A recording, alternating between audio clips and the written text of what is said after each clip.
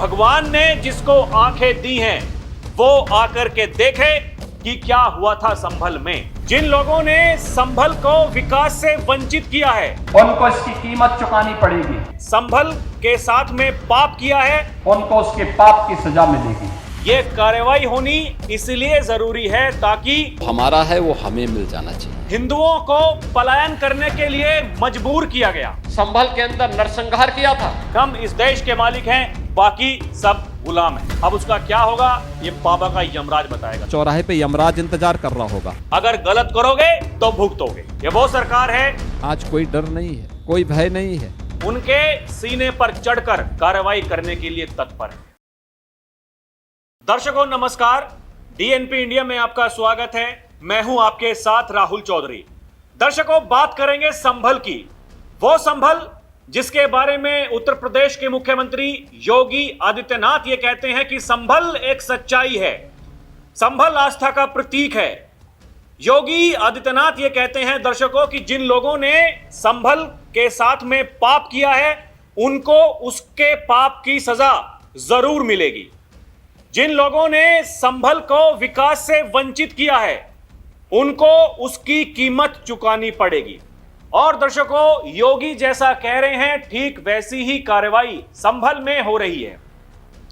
पिछले साल नवंबर में जब संभल में दंगे हुए उसके बाद से लेकर के अभी तक जितनी भी संभल में कार्रवाई हुई है, योगी ये कहते हैं ये कार्रवाई होनी इसलिए जरूरी है ताकि संभल के लोगों को उनका हक मिल सके।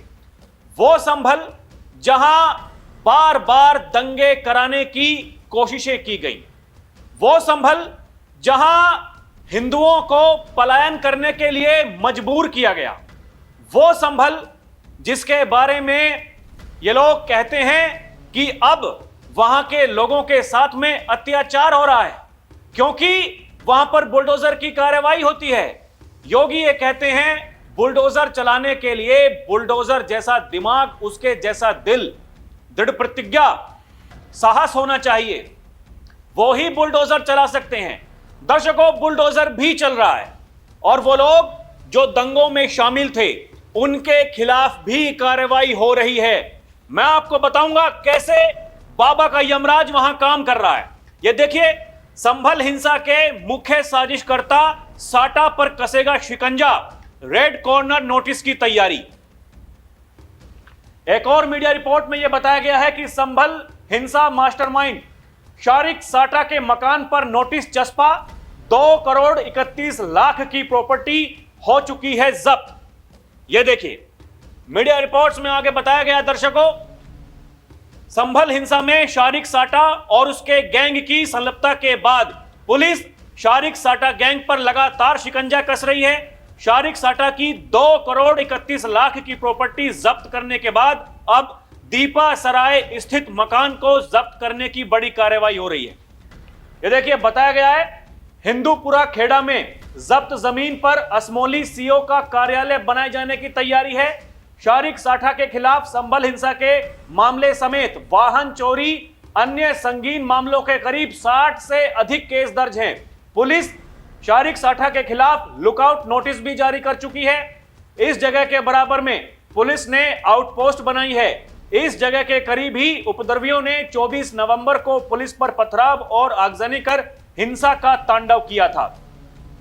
संभल के जामा मस्जिद सर्वे के दौरान 24 नवंबर को हुए बवाल की साजिश शारिक साठा ने रची थी और उसी गिरोह के सदस्यों ने बवाल में विदेशी कारतूस का इस्तेमाल किया था। यानी जांच जो चल रही है दर्शकों उसमें यह सब सामने आ रहा है। एक और मीडिया रिपोर्ट में यह बताया गया है कि दुबई में छुपे संभल हिंसा के मास्टरमाइंड शारिक साटा पर कसा शिकंजा, घर की होगी कुर्की, रेड कॉर्नर नोटिस होगा जारी। यह देखिए दुबई में छुपे संभल हिंसा के मास्टरमाइंड शारिक साटा पर शिकंजा कसते हुए पुलिस ने उसकी संपत्ति कुर्क करने की मुनादी कराई है।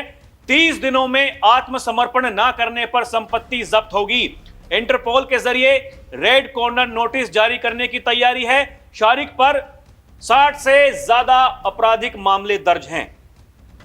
यह देखिए एसआईटी ने कोर्ट के आदेश पर धारा 84 के तहत उसकी संपत्ति कुर्क की मुनादी कराई है।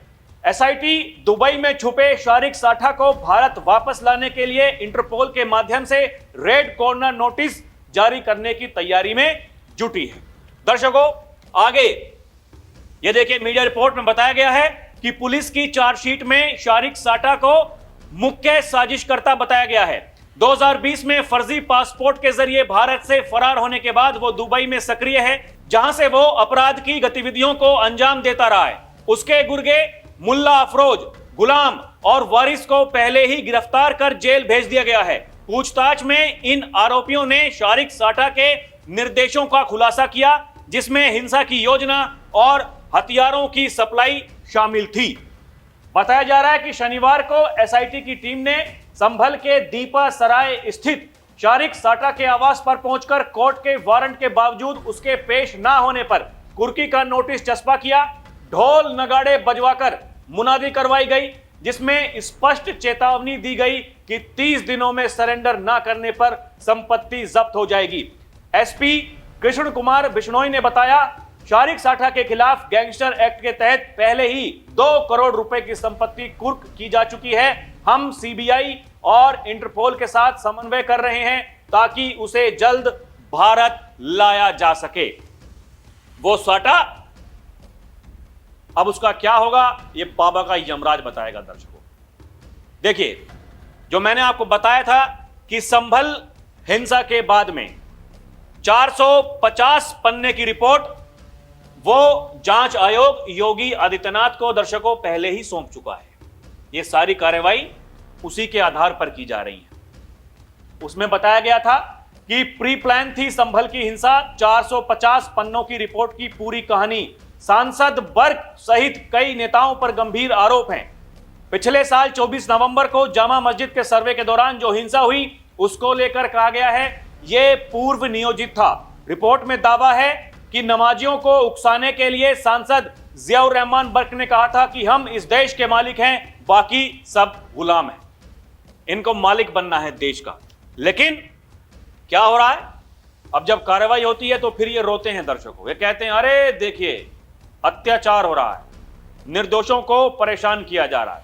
ये देखिए, इस रिपोर्ट में न केवल 24 नवंबर को ही हिंसा का जिक्र है, बल्कि संभल के इतिहास में हुए दंगों की संख्या और उन दंगों के कारण क्या क्या हुआ, इसका भी विवरण दिया गया है। रिपोर्ट पहले राज्य कैबिनेट के समक्ष पेश की जाएगी। कैबिनेट से मंजूरी मिलने के बाद आगामी विधानसभा सत्र के दौरान इसे सदन में रखा जाएगा।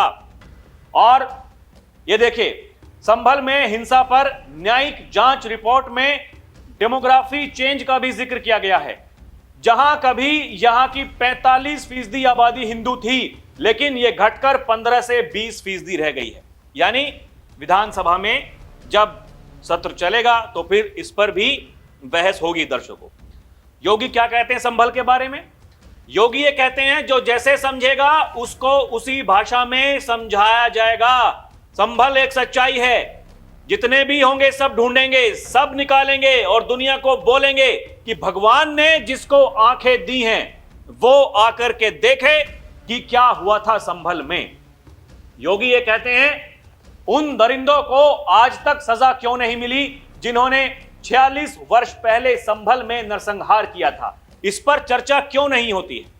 योगी ये कह रहे हैं चर्चा इस पर होगी, हम कराएंगे चर्चा और कार्रवाई होगी। सुनिए बाबा क्या कह रहे हैं। क्या उस संभल में इतना प्राचीन मंदिर क्या रातों रात प्रशासन ने बना दिया? क्या वहां बजरंगबली की इतनी प्राचीन मूर्ति रातों रात आ गई? क्या वहां पर जो ज्योतिर्लिंग निकला है, क्या यह आस्था नहीं थी? क्या उन दरिंदों को आज तक सजा क्यों नहीं मिली? इन्होंने 46 वर्ष पहले संभल के अंदर नरसंहार किया था। क्यों नहीं चर्चा होती संभल में उन लोगों की? दर्शकों, संभल के बारे में योगी ये भी कहते हैं कि हमारे 5000 वर्ष पुराने पुराणों में भी संभल का उल्लेख है। कब श्री हरि विष्णु का 10वां अवतार होगा, एक एक चीज मौजूद है। और योगी ये कहते हैं हम तो बस इतना ही कह रहे हैं, जो हमारा है वो हमें मिल जाना चाहिए। सुनिए बाबा क्या कहते हैं। संभल में 56 वर्षों के बाद शिव मंदिर में जलाभिषेक का कार्यक्रम भी हो रहा था। हमने तो वही कहा है कि जो हमारा है वो हमें मिल जाना चाहिए। दर्शकों, बुलडोजर एक्शन की मैं बात कर रहा था। ये देखिए, संभल में बुलडोजर एक्शन भी जारी है। संभल के चंदौसी में 34 मकानों पर जल्द चलेगा बुलडोजर, हाईकोर्ट ने खारिज की याचिका। ये देखिए, संभल के चंदौसी में नगर पालिका की 6.5 बीघा जमीन पर बने 34 अवैध मकानों पर बुलडोजर चलने का रास्ता साफ हो गया है। रिपोर्ट में यह बताया गया है, उत्तर प्रदेश के संभल जिले के चंदौसी में मोहल्ला लक्ष्मणगंज के वारिस नगर इलाके में नगर पालिका की लगभग 6.5 बीघा जमीन पर अवैध रूप से बने 34 मकानों पर बुलडोजर कार्रवाई का मार्ग लगभग साफ हो गया है। इलाहाबाद हाईकोर्ट द्वारा कब्जेदारों की याचिका खारिज करने और मुरादाबाद कमिश्नर के आदेश के बाद नगर पालिका 1 सप्ताह के भीतर ध्वस्तीकरण की कार्रवाई शुरू कर सकती है। नगर पालिका ने अपने वकील से विधिक राय ले ली है और सभी विभागों को सतर्क रहने के निर्देश दिए गए हैं।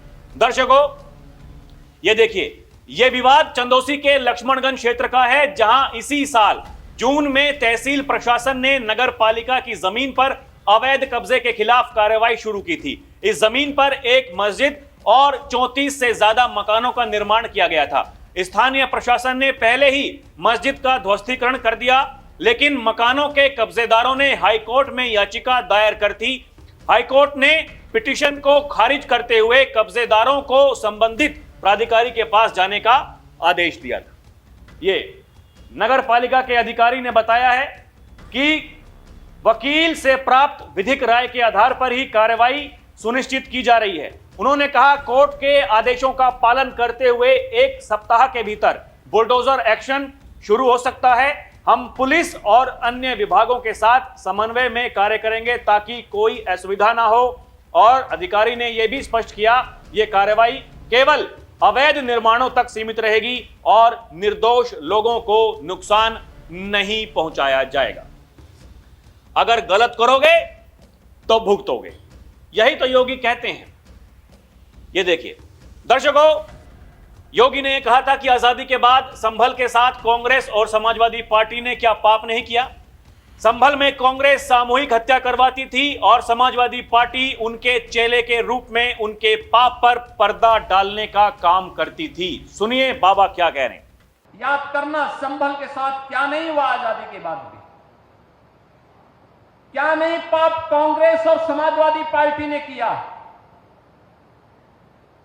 कांग्रेस यहां सामूहिक हत्या करवाती थी और समाजवादी पार्टी उनके चेले के रूप में उनके पाप पर पर्दा डालने का काम करती थी, हत्यारों को बचाने का काम करती थी।